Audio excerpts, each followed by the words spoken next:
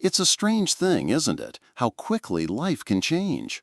One moment everything feels stable, safe, even ordinary, and then within minutes the ground beneath your feet can shift. That's what happened to Margaret, a 68-year-old woman who believed she was simply answering a phone call from her bank. The voice on the other end was calm, professional, reassuring. And in less than 10 minutes, everything she had carefully saved over decades was gone. It can sound unbelievable when you hear it from the outside, but when you're in that moment, when someone speaks with authority and urgency, the mind reacts differently. And I want you to know, if you've ever been in a similar situation, it's not a sign of weakness, it's a sign of being human. As we grow older, something beautiful happens. We begin to trust more. We soften, we open, we want to believe the best in people.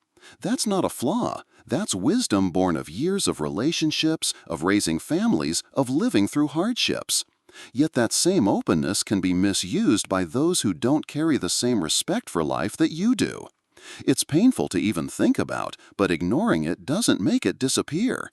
You may have noticed how, with age, your perspective on mistakes changes.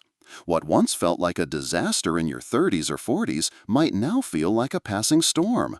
And still, when it comes to something as precious as your life savings, the wound runs deep. The truth is, growing older isn't about avoiding every possible danger. It's about meeting life with awareness, with gentleness, with a kind of inner calm that says, even if the world can be harsh, I can still be steady. So let me ask you gently, when was the last time you reflected on how safe you feel in your daily routines? Do you ever pause and notice how you respond to unexpected calls, letters, or emails?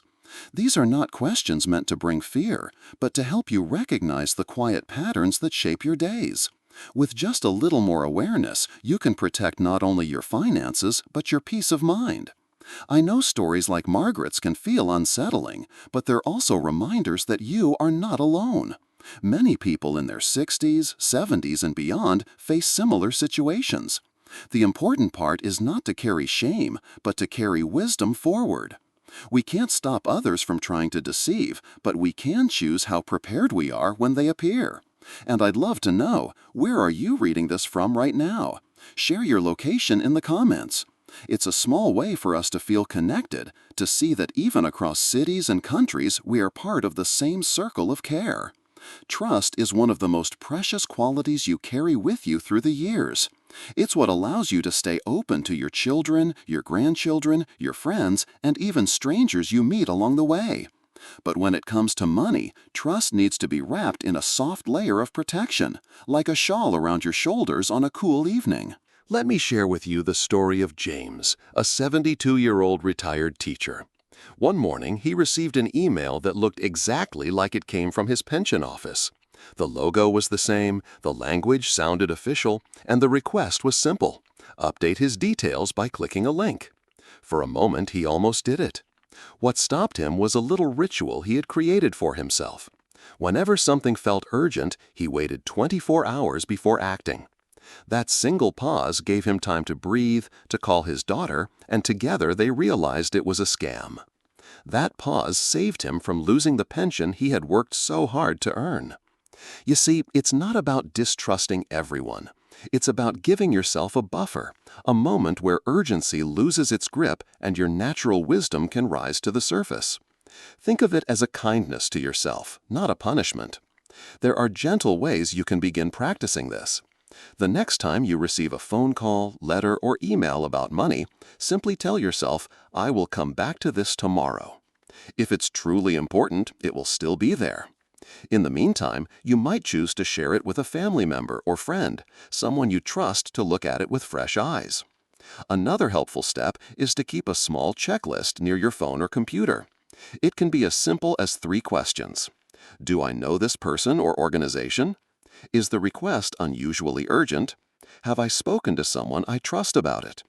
Writing these down makes them easier to follow, especially in a moment of pressure. These small practices may sound almost too simple, but simplicity is often where real safety lives. You don't need complicated systems or heavy locks, just gentle pauses and reliable habits.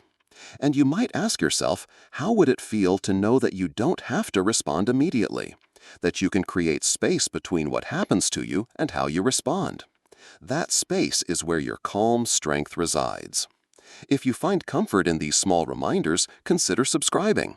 That way, whenever new guidance or gentle encouragement is shared, it will quietly find its way to you, like a friendly knock on the door.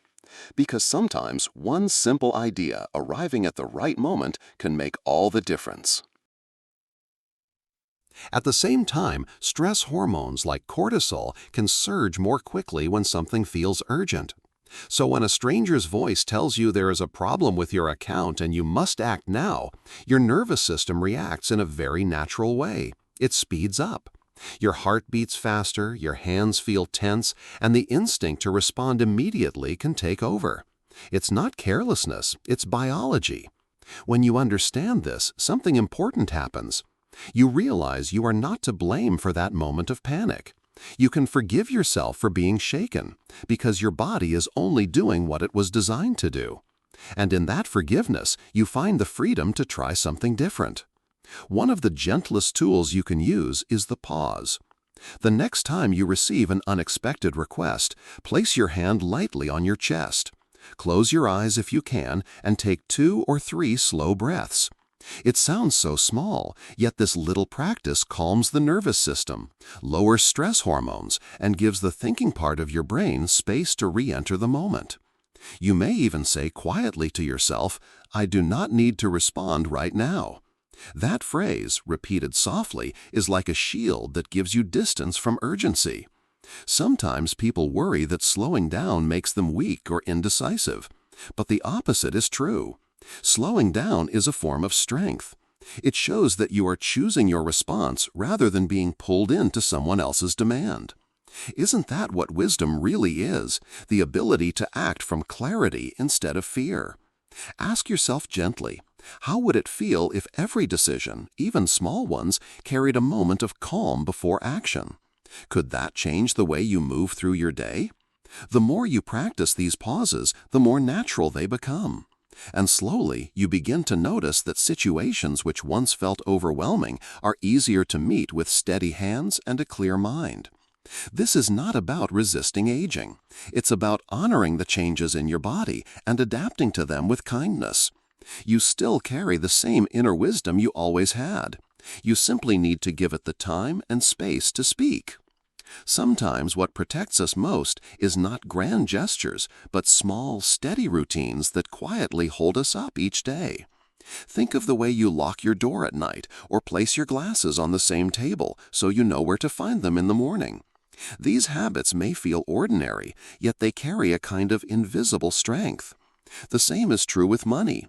A few gentle steps, repeated regularly, can create a circle of safety around your savings without adding stress to your life.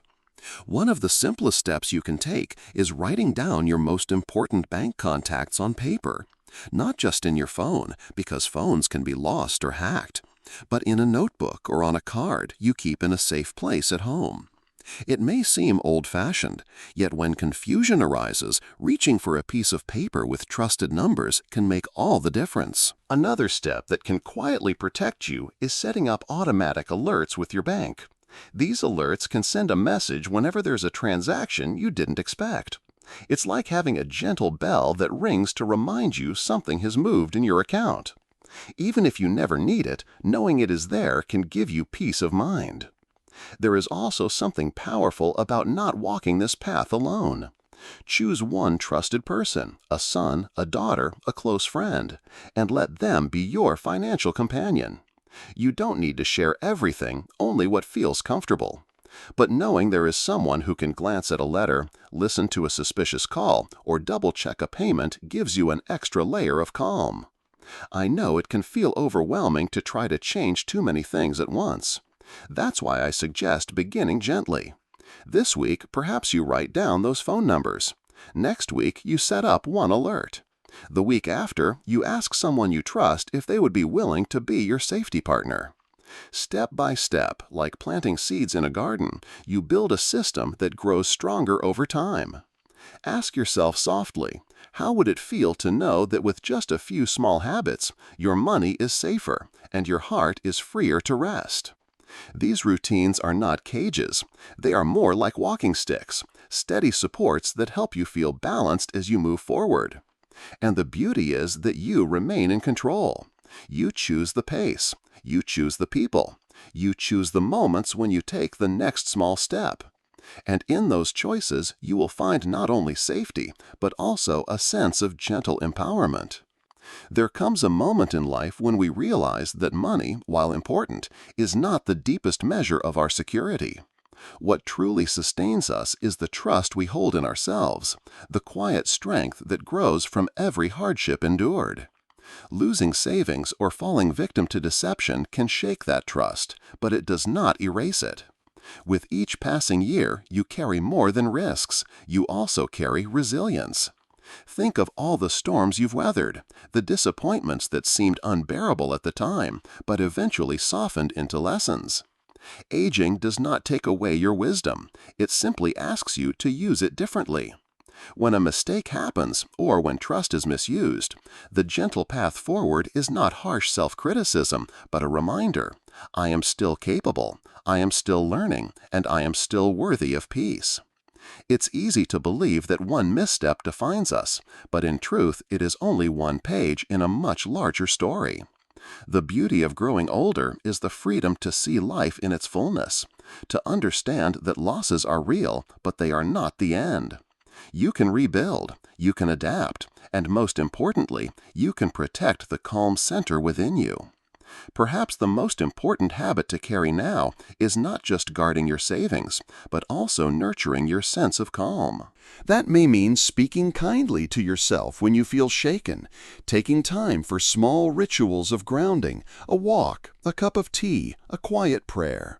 These are not luxuries, they are forms of protection every bit as important as locks on a door. Because when your heart is steady, decisions become clearer and safer. Imagine for a moment how it would feel to live with the assurance that even if mistakes happen, you have the strength to continue forward. That assurance is a gift you can give yourself at any age. If these words have touched you, I warmly invite you to subscribe so that gentle reminders like this can find their way to you whenever you need them. And I would love to hear from you. Have you or someone close to you ever experienced a moment when trust was misused? And how did you find the courage to move on? Share your story in the comments. It may be the very thing someone else needs to hear today.